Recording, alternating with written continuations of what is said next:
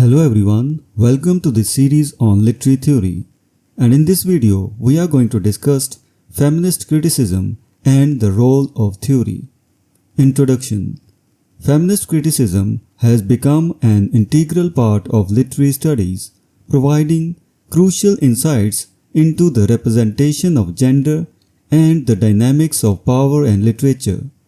However, there is a significant division within feminist criticism concerning the role and extent of theory in its application. This video explores the contrasting approaches between what is often termed Anglo-American feminism and French feminism, along with the distinct characteristics of British feminist criticism and the impact these differences have on the field. Anglo-American feminism, a skeptical approach to theory.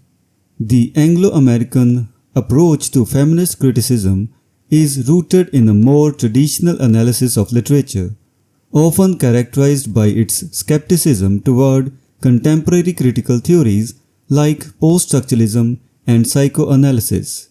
This branch of feminism tends to adhere to established literary concepts such as theme, motive, and characterization, focusing on the ways in which literature can reflect and represent women's experiences.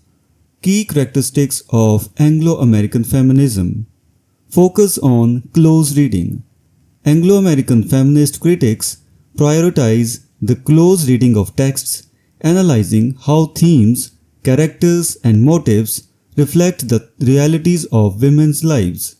This method is deeply aligned with traditionally literary analysis and seeks to uncover the ways in which literature can both challenge and reinforce societal norms regarding gender.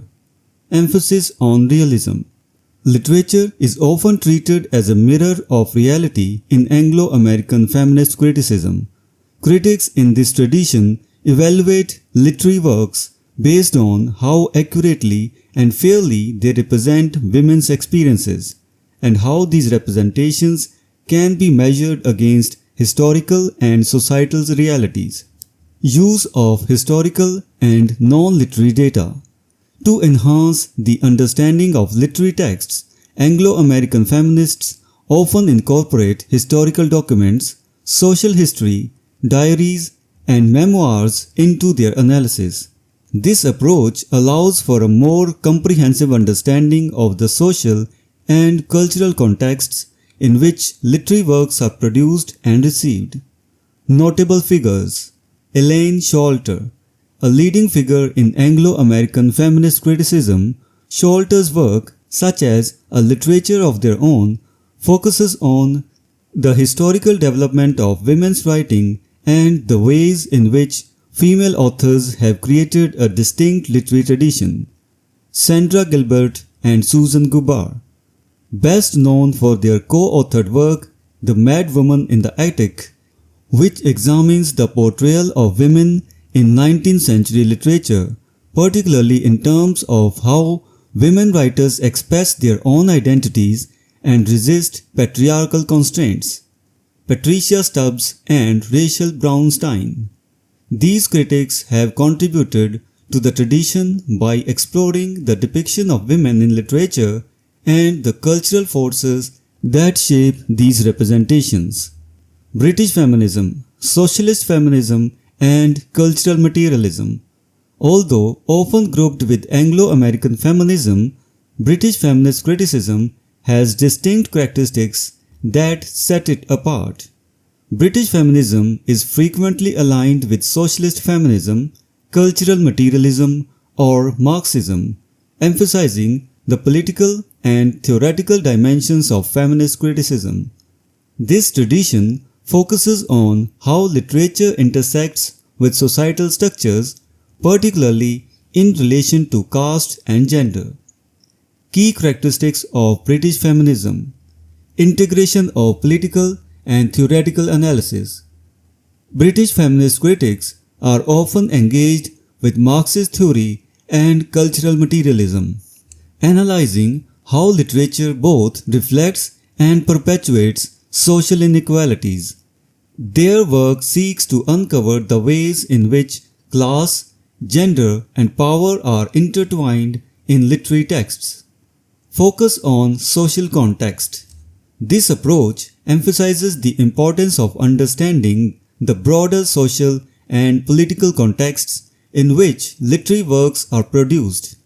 British feminists examine how literature contributes to and challenges social norms, particularly in relation to gender and class dynamics. Collaborative and collective efforts.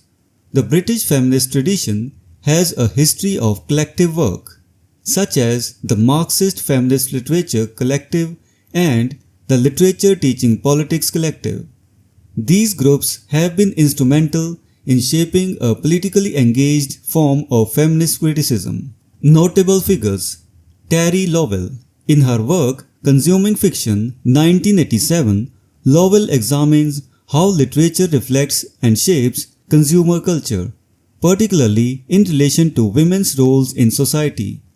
Julia Swindells, author of Victorian Writing and Working Women, 1985, Swindells explores the intersection of gender and class in Victorian literature, highlighting the experiences of working class women. Cora Kaplan. Kaplan's work, including Sea Changes, Culture and Feminism, 1986, blends feminist and Marxist analysis, exploring how literature and culture are influenced by and contribute to social change. Catherine Belsay.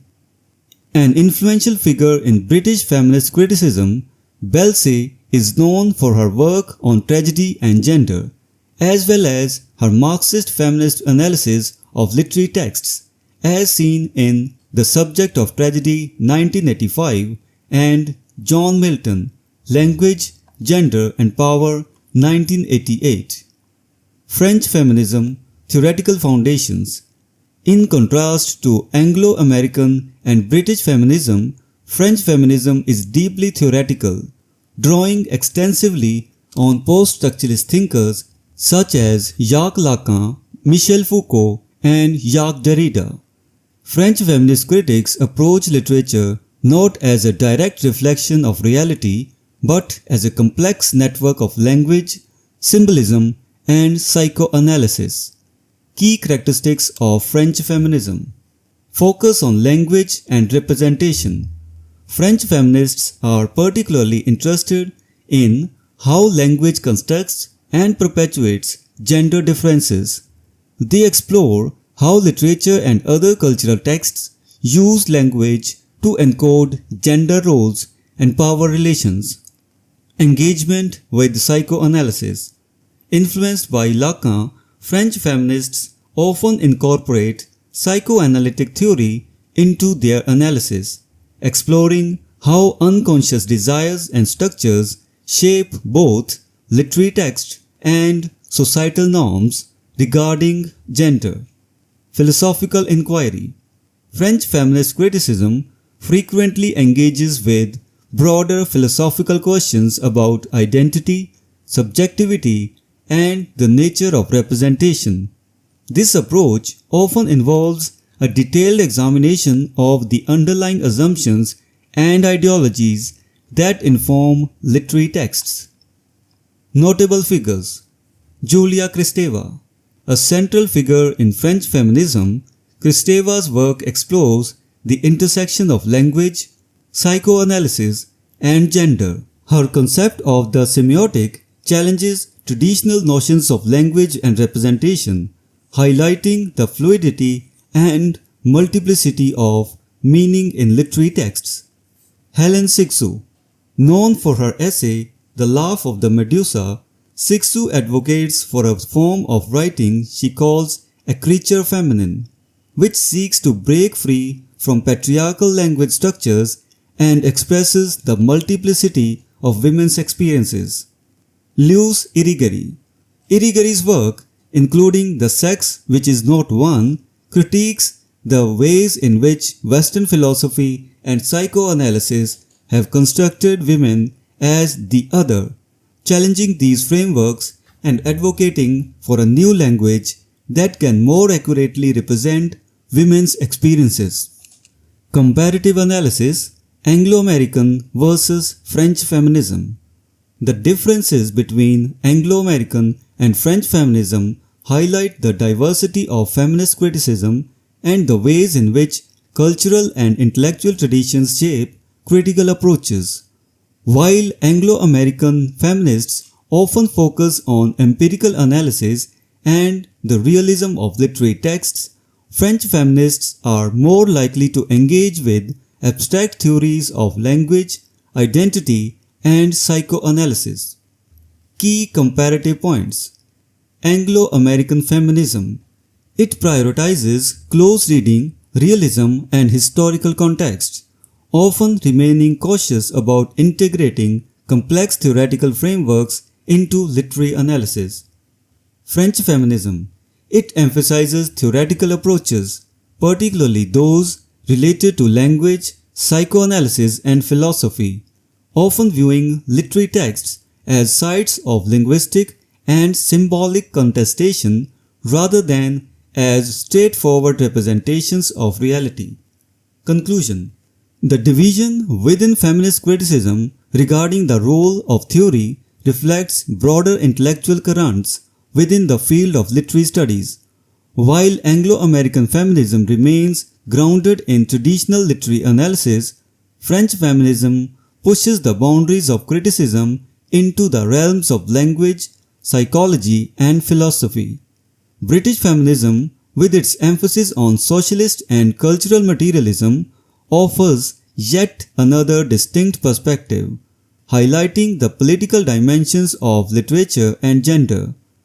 Together, these approaches provide a rich and diverse set of tools for understanding literature and the representation of women within it, each contributing unique insights to the ongoing development of feminist criticism. So this was the discussion on feminist criticism and the role of theory in it. We will meet in the next video and discuss some other topic. Until then, goodbye and thank you.